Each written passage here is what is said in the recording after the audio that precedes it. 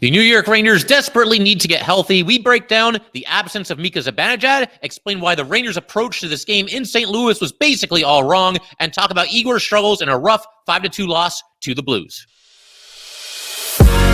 You're Locked on the New York Rangers, your daily podcast on the New York Rangers. Part of the Locked On Podcast Network, your team every day.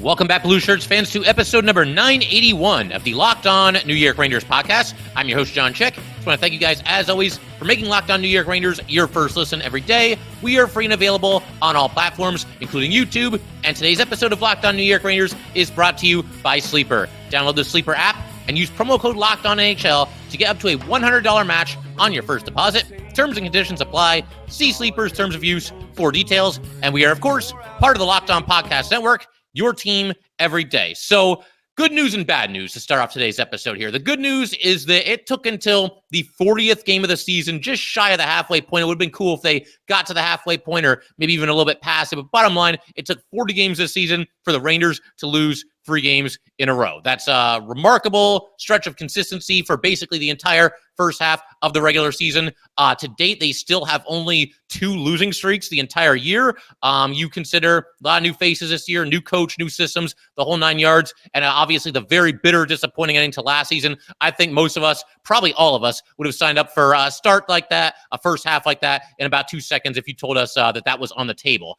As far as the bad news, though, and granted, the Rangers, yes, they were without Mika, they were without Kakko, they were without Chytil, and I do think the cracks are starting to show, and the Rangers' lack of depth is being exposed somewhat. There's a lot of teams that really can't sustain 3 injuries to 3 key forwards, but regardless, the Rangers, the reason they lost this game and the reason why they were basically blown out didn't really have as much to do with those players being out as a lot of, self-inflicted wounds. You gotta give credit to the Blues. They were opportunistic, and, that top line of theirs with Cairo and Buchnevich, those guys were on fire. But the Rangers, just a complete inability to defend on the rush.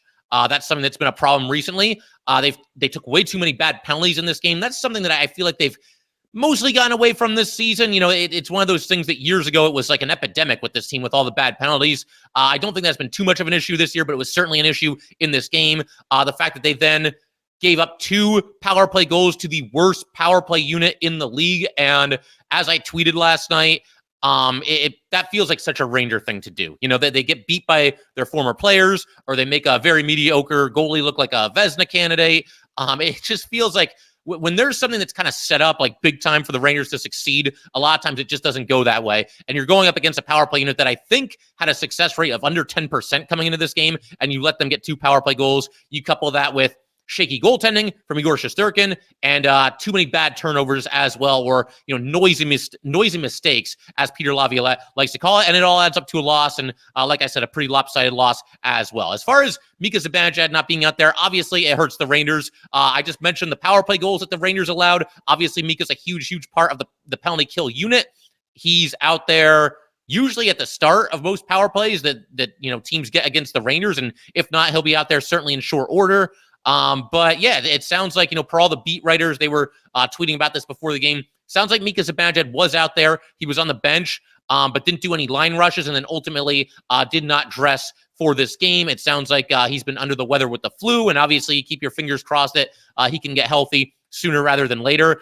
And I was really looking forward to seeing Mika, Kreider, and Cooley all playing together. I mean, the Rangers have to figure out that top line right wing spot, and you could basically say the same thing for the past handful of seasons here. There's been a lot of faces kind of come and go in that spot, and they're trying and they're giving everybody opportunities. It was about to be Will Cooley's chance, and that would have been very interesting to see how he could have gone. Still looking forward to hopefully seeing that trio as soon as this weekend in the back-to-back against the Capitals. We'll see how it goes. But the real kicker here without Mika Zibanejad is that even after the Rangers promoted Jake Leschyshyn, the fact that Mika could not go in this game, that left them with 11 forwards, and that meant they had literally no choice but to go with 11 forwards and 7 defensemen for the first time all season. Zach Jones got into the lineup in place of Mika Zibanejad. And one question that I have to propose here, and I'm not the only person that kind of threw this out there on social media, But there was some worry that Jacob Trouba might not be available for this game. My understanding is his wife is pregnant and she's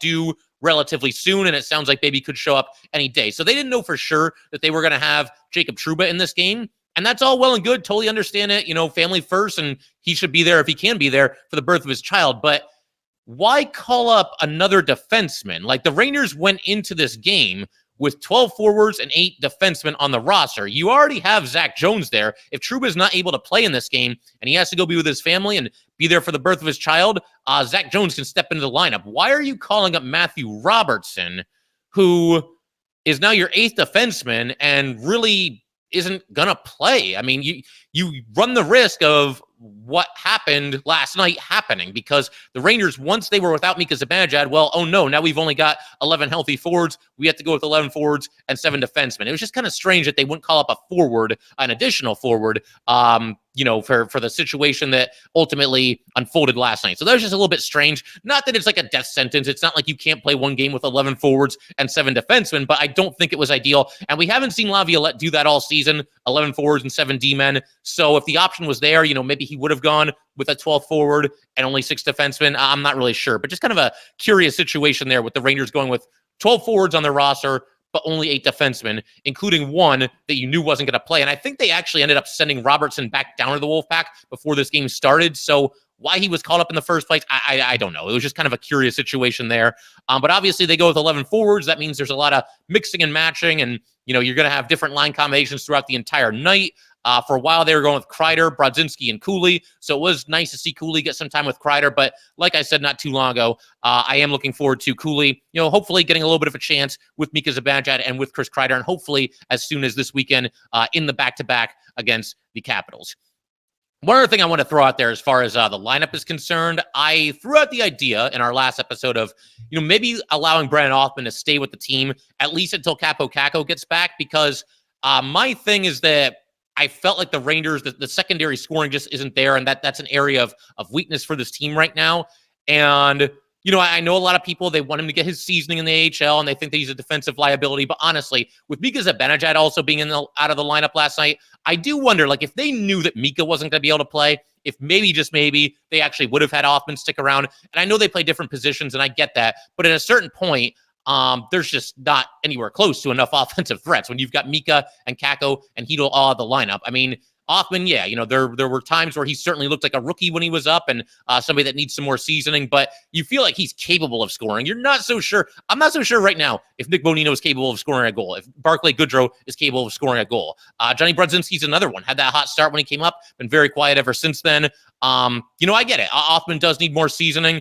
But I just get the feeling that maybe if they knew that Mika wasn't going to be there, Othmann would have stuck around at least for one more game. But be that as it may, that honestly, even as I say that, though, that wasn't really the problem in this game, because as I mentioned just a couple of minutes ago, the biggest problem, again, self-inflicted wounds, mistakes, inability to defend against the rush, too many penalties, Igor Shesterkin not being at the top of his game either. That was the big problem, big problems for the Rangers in this game. And as far as Lecision, I mean, he made his season debut, had a team low 6 minutes and 28 seconds, didn't really do a whole lot.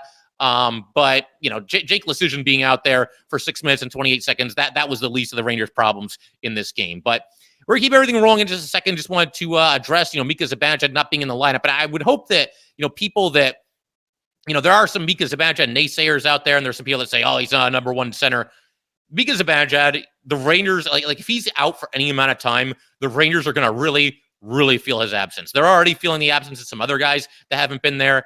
And Mika Zibanejad, I like Chytil, I like Kakko. Mika Zibanejad is just that much more important to this Ranger team than either of the two of them. And that's no disrespect to Chytil or Kakko. That's just me knowing and me watching Mika Zibanejad over the years and just knowing how important he really is to this team. I think not having him on the penalty kill certainly hurt. And you know what? If he's out there, the Rangers got a lot of chances. Maybe Mika, the sniper that he is, maybe he's able to finish a couple more of them, and the Rangers end up with more than 2 goals in this game. But Mika's just a do-it-all center and somebody that they need on the ice. Probably best for him to sit this one out if he had the flu and just didn't feel like he could do it. You know what? Take one step back to take many steps forward. Don't, miss this, or don't try to play in this game while you're sick, make it even worse, and then not be available for the entire weekend. If he needs a day, he needs a day. But obviously, Mika Zibanejad cannot get back in this lineup soon enough for the New York Rangers. We'll keep everything rolling in just a second. We're going to kind of build off of what I just touched on here. The Rangers not doing the little things right on a night where, given the players that were out of this lineup, they really, really needed to do the little things right, and they just didn't. And we're going to elaborate on that in just a second. Also talk about Igor Shesterkin's struggles a little bit later in today's episode. First, though, we definitely want to let everybody know that today's episode of Locked On New York Rangers is brought to you by our good friends at Sleeper. It's almost the halfway point of the season, Ranger fans. They're off to a great start this season. A couple of struggles lately, but overall, I think you certainly have to like what you've seen for the most part from this Ranger team for the first half of the season. But regardless of where the Rangers are in the current standings, I want to remind you that you could win big by playing daily fantasy hockey on Sleeper, the official daily fantasy app of the Locked On NHL Network. Sleeper is our number one choice for daily fantasy sports, and especially daily fantasy hockey, because with Sleeper, you can win 100 times your cash in daily fantasy hockey contests.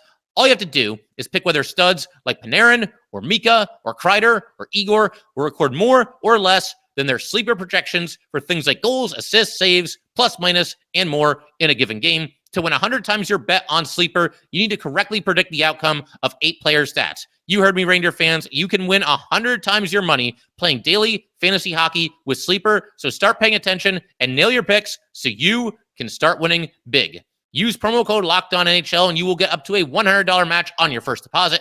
Terms and conditions apply. That's code LOCKEDONNHL. See Sleeper's terms of use for details and locational availability.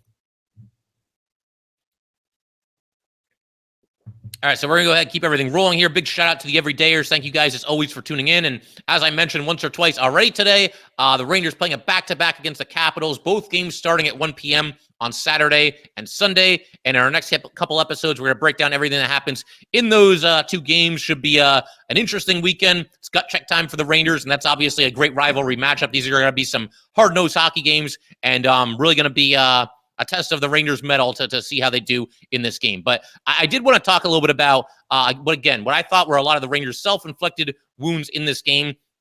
Again, take nothing away from the Blues. They were opportunistic. They cash in on their scoring opportunities when they were there.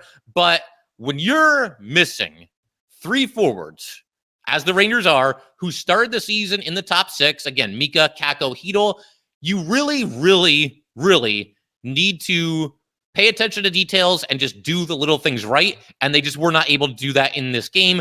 Case in point, like I said earlier, a lot of really bad penalties in this game.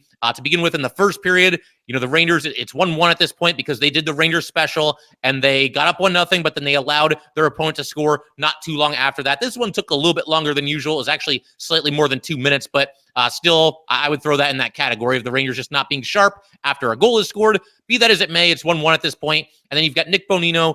He's trying to lift the puck out of the Rangers zone. And granted, he was kind of down on the ice. I think he was down on one knee when he did this, and he's just trying to make a play here, but he lifts it up into the air, goes over the glass, delay of game. Never a good penalty to take when you're shooting the puck over the glass from your own zone. And obviously, putting your team in a tough spot. And it's an even more dangerous situation now because Mika Zibanejad is out of the lineup. He's one of your best penalty killers. And Bonino, he's one of your best penalty killers too, and he just took the penalty. So the 2 of them not available here. You're down 2 of your top penalty killing forwards.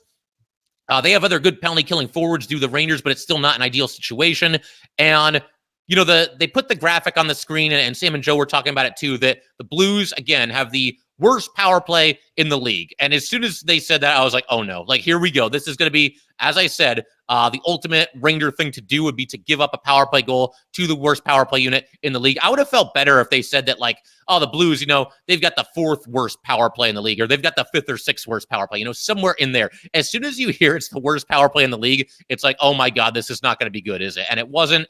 Obviously, the Rangers, they've really been struggling against the rush, and we're going to talk more about that a little bit later in the episode. But, the Blues go flying in on the rush. They gain the zone up the left side, a couple of quick passes, an easy tip-in goal for Kairu, 2-1 in favor of the Blues. A lot of Rangers just kind of drifting on this play, just didn't think they looked very locked in playing defense.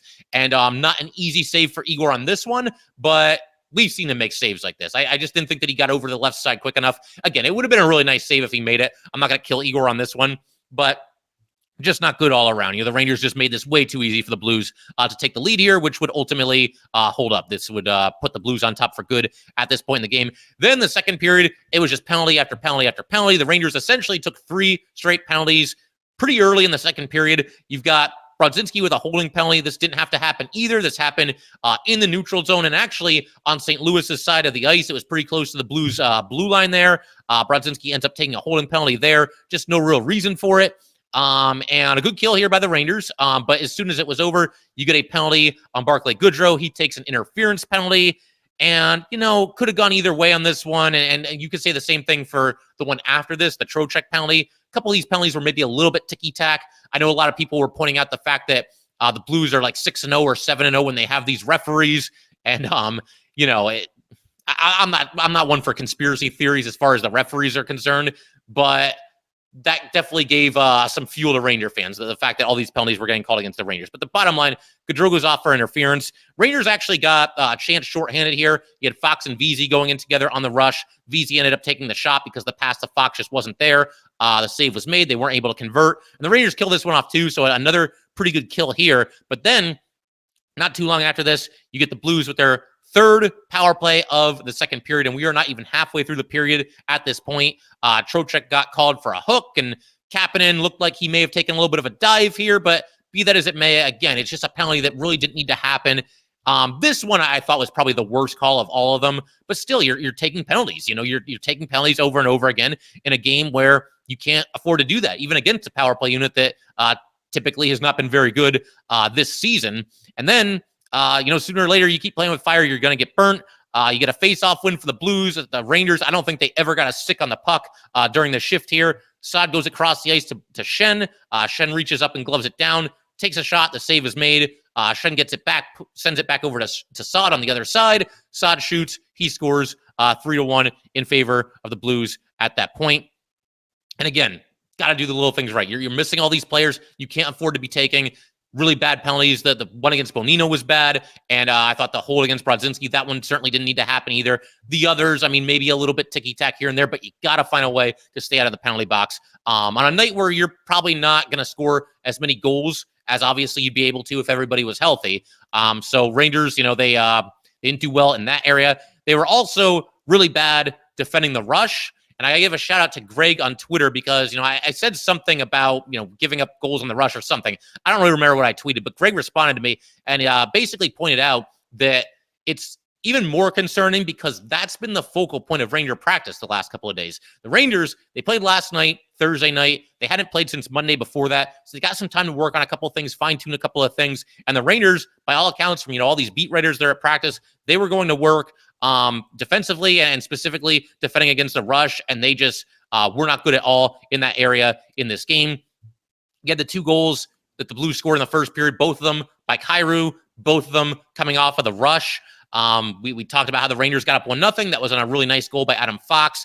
And then you've got the Blues scoring on a rush, Buchnevich to Thomas to Kyrou, 1-1 after this goal was scored. This is barely over 2 minutes after the Rangers had taken the lead, as we mentioned. We already talked about the power play goal that the Blues scored to make it 2-1, but that one also came on the rush. So not good at all against the rush for the Rangers in this game. And it wasn't even just the goals that the Blues scored off of the rush. They were getting chances left and right on the rush. There wasn't a whole lot of great defense being played by the Rangers in the neutral zone. It looked like, the highway. The neutral zone was basically a freeway for the Blues to just kind of zip right through it. There just wasn't a ton of resistance there, not a ton of structure from the Rangers. But then, early in the second period, a couple more chances for the Blues on the rush very early in this period. At the start of the second period, the first 10 minutes or so were a disaster for the Rangers. And you're kind of thinking that, all right, well, they gave up a couple goals on the rush in the first period. They're going to talk about that in the locker room. And okay, we really got to bear down there. We really got to, focus on what we're doing, find a way to slow these guys down a little bit. And if anything, they were even worse in that area because right at the start of the second period, you had Kyrou, looking for the hat trick. Igor makes a sliding save to his right. He also denied Kyrou not too long after this off of a pass from Buchnevich. This is probably Igor's best save of the night, just moving hard to his left and denying the tip-in attempt with a sliding save there. But that wasn't good. And then, a couple too many turnovers by the Rangers as well. One that stood out for me was Braden Schneider, trying to get the puck out of his corner and makes a short pass to the center of the ice to Vincent Trocheck and just misfired. And this was about to lead to a really good chance for the Blues, but Jacob Trouba, a nice job coming over, picking up his teammate and stopping Kapanen on this play. So didn't end up hurting the Rangers, but not a good turnover there. And again, there's too many turnovers for the Rangers. There's too much leaky defense when it comes to defending the rush, and it's just too much of all these little things, the penalties, to overcome, once again, not having so many important players in the lineup, as is the case right now for the Rangers. You also had, obviously, speaking of goals on the rush, Jordan Kyrou ended up scoring on a breakaway to complete the hat trick. We're going to talk about that one a little bit later in today's episode when we discuss Igor Shesterkin. But one thing I'll say right now is it feels like a lot of these goals that Igor Shesterkin is giving up are kind of him getting caught a little bit flat-footed and just not always necessarily being ready for the shot. I've noticed that a little bit recently. It was kind of on display in this game as well. And like I said, I do think that, we'll talk about that. We'll get into that in greater detail a little bit later when we talk about Igor. But again, the focus of this game, and this is something that Steve Valiquette talked about after it was over, the focus on this game for the Rangers should have been strong, solid team defense, take the air out of the puck a little bit, play kind of low event hockey if you can. Obviously, the Blues, they've been feeling it lately. They've been kind of rolling, and they, basically they're a team that can really hurt you off the rush. They're very good with their stretch passes. They showed like a video package of that before the game began on MSG. And they just didn't do it. You'd think they'd want to play a quiet game, but they seem content to basically just trade rushes up and down the ice with the Blues. And I just don't think that, again, given the Rangers' absences from this lineup, that was ever going to end well for this team. I just don't think that it was going to result in the Rangers coming out on top. Now, again, they did create chances. They did create scoring chances. I thought that in many instances in this game, they got goalied. You had a sequence in which period was it? I think it was the second period. Rangers run the power play. Chris Kreider hit the post twice in the span of about 7 seconds. And then Binnington was making other good saves other than that. So one of those nights where the puck just would not go into the net. The Rangers did create chances. They outshot the Blues 42-20. But obviously, the combination of giving up too many rushes, making too many mistakes, and getting goalied, not a good combination for the Rangers. But we're going to keep everything rolling in just a second here. I'm going to go ahead and talk a little bit about the struggles of Igor Shesterkin, because after a really nice 5-game stretch that he had, it seems like he is scuffling again recently. So we're talking about that and his performance in this game and just what I think maybe part of the problem could be. We'll get to all that in just a second here. First, though, we definitely want to let everybody know that today's episode of Locked On New York Rangers is brought to you by Jase Medical. I know we come to sports to escape from some of the crazy realities of real life, but can we talk for just a minute about preparing for real life? According to the FDA, pharmacies are running out of antibiotics like amoxicillin right in the middle of the worst flu season in over a decade. That is scary. The Jase case is a pack of 5 different antibiotics to treat a long list of bacterial illnesses, including UTIs, respiratory infections, sinusitis, skin infections, among others. This stuff could happen to anybody. Visit jasemedical.com and complete your physician encounter. It will be reviewed by a board-certified physician, and your medications will be dispensed by a licensed pharmacy at a fraction of the regular cost. It's never been more important to be prepared than today. Go to jasemedical.com and use offer code LOCKEDON to get $20 off of your order. Also want to mention that Locked On has launched the first ever national sports 24/7 streaming channel on YouTube. Locked On Sports Today is here for you 24/7, covering the top sports stories of the day with the local experts of Locked On, plus our national shows covering every league. Go to Locked On Sports Today on YouTube and subscribe to the first ever national sports 24/7 streaming channel. So we'll go ahead and keep everything rolling. And I don't know, man. I thought we were kind of out of the woods when it came to Igor Shesterkin. He's obviously had his ups and downs this season and had to miss some time due to an injury. He recently, not that long ago, in fact, had a stretch of games, a 5-game stretch there where he went 5-0 and was basically killing it for the Rangers every single night. But on this night, he ends up giving up 4 goals on just 19 shots. The Rangers outshot the Blues 42-20. That last shot, by the way, the 20th shot was the empty netter, which is why the numbers are a little bit off there. But again, the Rangers got goalied by Binnington. I thought coming into this game that offense was going to be the big problem for the Rangers, and it really wasn't. They created a lot of scoring opportunities, just a better effort by Jordan Binnington. I thought that the Rangers were good in the offensive zone, moving the puck around very nicely, creating some traffic and some havoc in front of Binnington. We mentioned the bad luck that Chris Kreider had not too long ago. So offense wasn't really the problem. I know they ended up with 2 goals, but they were creating more chances than I thought they might otherwise be able to coming into this game. But I want to point to one of the goals that Igor Shesterkin gave up and basically explain how it's kind of just summing up.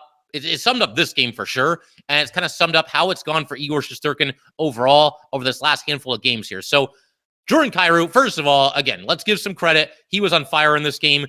This is basically a Panarin-esque performance from Kyrou. One of those nights where you're just feeling it and you're all over the ice and you're just making things happen. I tweeted out after Kyrou's second goal that it will be a miracle if the Rangers prevent him from getting a hat trick. And they, of course, were not able to do that. But his third and final goal came on the breakaway. It was all set up by a bad pass from Zach Jones. Jones was in deep on the left side. He's trying to make a play. I get it. But, he's throwing just a hope pass across the ice into the other circle to somebody that really wasn't open. There was a collision.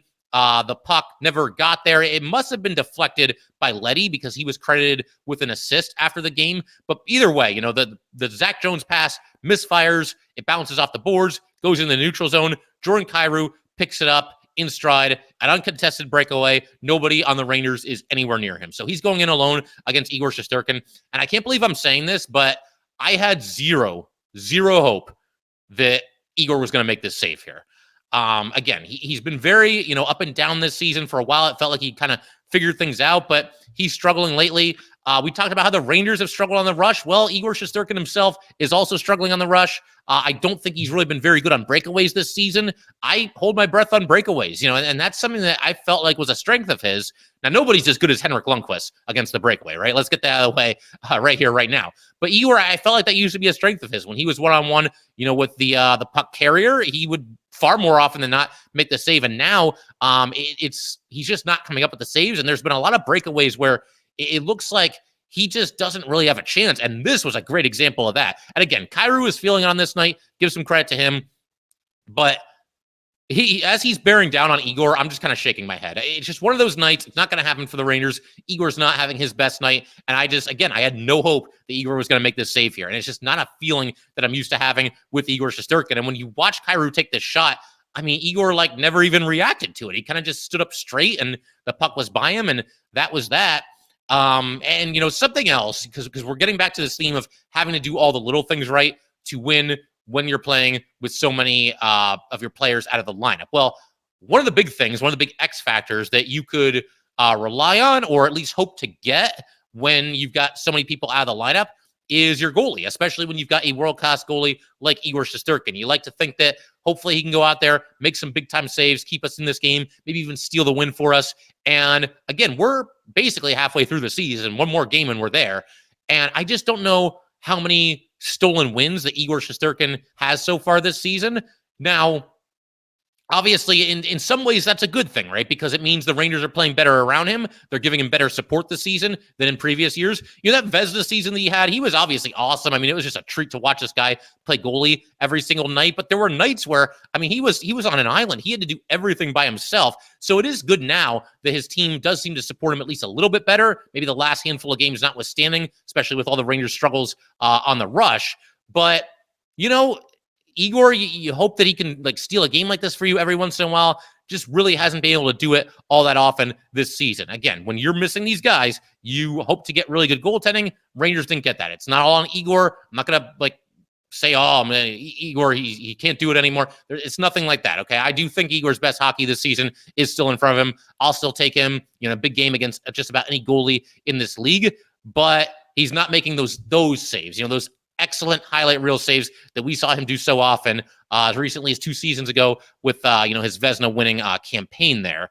And it feels like, and I touched on this very briefly a couple minutes ago here, it feels like a lot of these goals against Igor are happening because he's not really ready to make the save, which again sounds like a really strange thing to say. Look, he's human. It can happen to anybody, any goalie in this league. look, you play long enough, sooner or later, you're going to get caught flat-footed at least once or twice. It's going to happen to even the most laser-focused goalies in this league. But it just feels like there's times where he's getting caught off guard when teams shoot the puck against him. He's not really ready. He's not really in position. He's just not anticipating a shot from that spot on the ice or from that player or whatever it might be. The one glaring example of that in this game was, I thought, the first goal that the Blues scored. A couple of passes by the Blues going in on the rush, and the pass is made over the right side, and Kyrou shoots into the far side of the net.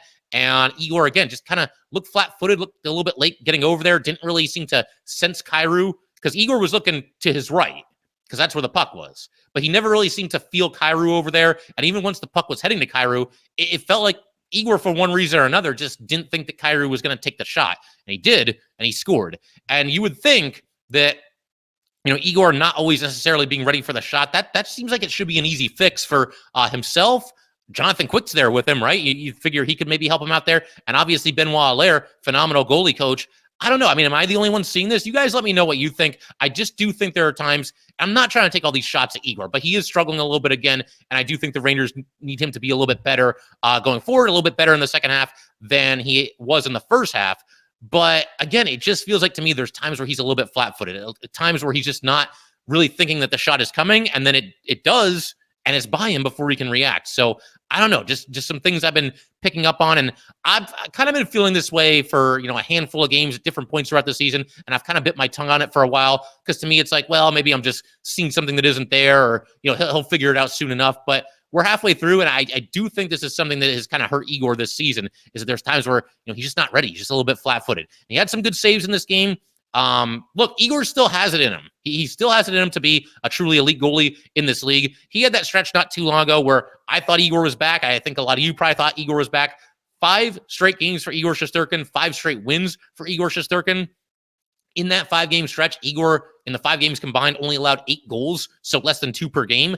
The 4 games since then, that 5-0 stretch, Igor has given up 4 or more goals in 3 of them. He gave up 4 in this game.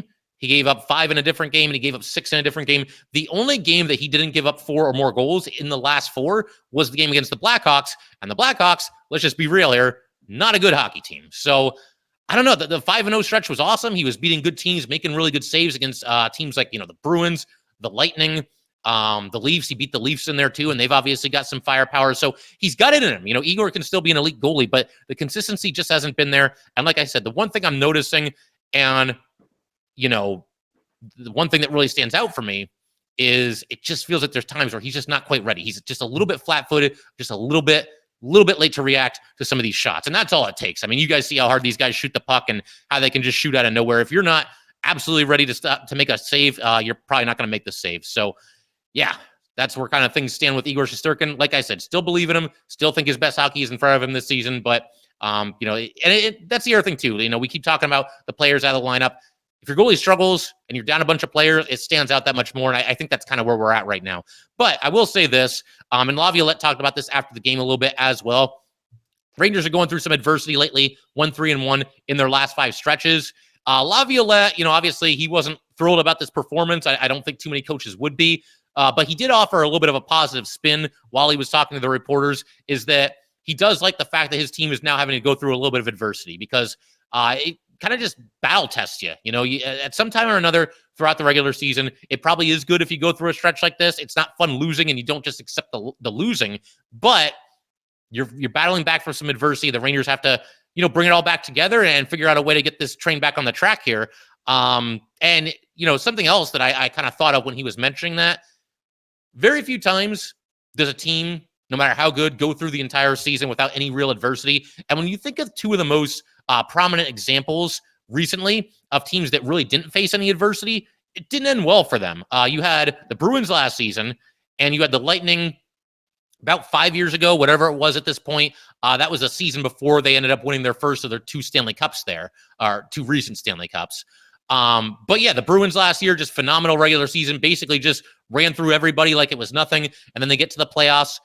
They get up 3-1 against the Panthers, and they can't close it out, and they blow the 3-1 series lead against the Panthers, who barely squeaked into the playoffs and were playing a lot of meaningful games down the stretch, whereas the Bruins hadn't played a meaningful game in months. So it didn't work out well for the Bruins. And then years ago, obviously, the Lightning, one of the best, I think at the time it was the best regular season in NHL history. And they get to the playoffs and they lose to the Blue Jackets and they get swept by the Blue Jackets. So the two teams, and maybe there have been others too, but the two teams that really stand out for me as far as like never facing any adversity through a whole regular season, it ended disastrously for both teams in the first round of the playoffs. And that's no guarantee. Look, if a team wins the President's Trophy this year and cruises to all these wins and doesn't face adversity, doesn't mean they can't possibly go far in the playoffs. But you look at these two recent examples, it kind of suggests that maybe some adversity every now and then is a good thing. You know how we are on this podcast. We try to be glass half full, and I do think there are better days ahead for the Rangers. I can't wait to see this team back at full strength. I can't wait for Mika to get back out there. I know some people, when I say this, might roll their eyes a little bit. I can't wait for Kakko to get back out there. He's going to help them defensively at the very least. And with the lack of scoring depth that the Rangers clearly have right now, he should be able to help there as well. He's going to do better than 3 points every 20 games the rest of the season whenever he does get back into the lineup. So it'd be great to see those two back. We'll see if Filipino can ever make it back, or if the Rangers maybe trade for somebody. That remains to be seen. But that's kind of where things stand right now. The Rangers are going through it for the first time this season, and obviously the hope is that in the long run, they are better for it. The only other thing, one of a couple other things I want to mention here real quick, Buchnevich ended up with a goal and 2 assists in this game, and if you're surprised by that, then you must be new around here. That was pretty much inevitable that was going to happen. And granted, his goal was the empty netter, but still, he was all over the ice in this game and obviously making plays against his former team. I'm also wondering if maybe it's time to shake up the defense pairings. That's something we'll give the Rangers the weekend here. We'll let them play the Caps, these 2 games against the Caps, and then we'll kind of reassess on here. Maybe you shake up the defense pairings a little bit. Maybe that helps defend against some of these rushes. We will see there. And then the other thing I want to mention, we've had a couple of you guys respond to this already. Obviously, the Rangers, it's a storyline throughout the season. It's been a storyline on this podcast.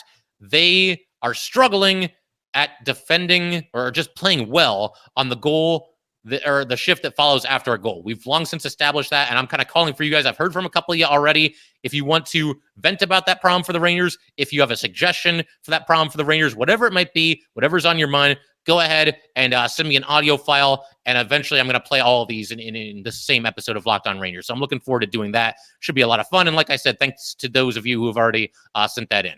So anyway, let's go ahead and call it there. If you guys would like to get in touch with this podcast, please send an email to lockedonnyrangers@gmail.com. Definitely give us a follow on Twitter as well, @LO_NY_Rangers. Once again, there's @LO_NY_Rangers. And definitely subscribe to Locked On New York Rangers YouTube channel. Thanks again, guys. I will see you next time.